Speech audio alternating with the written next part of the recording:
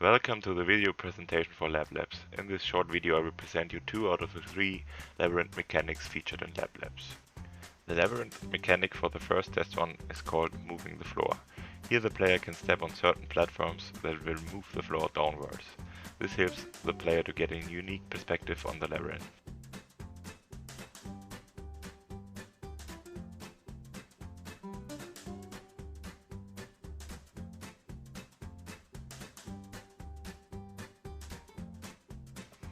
The second mechanic is more like a classic puzzle mechanic, called switching doors.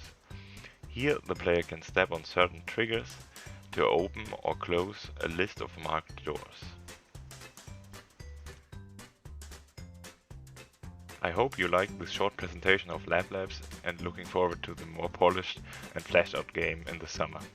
Thank you for watching.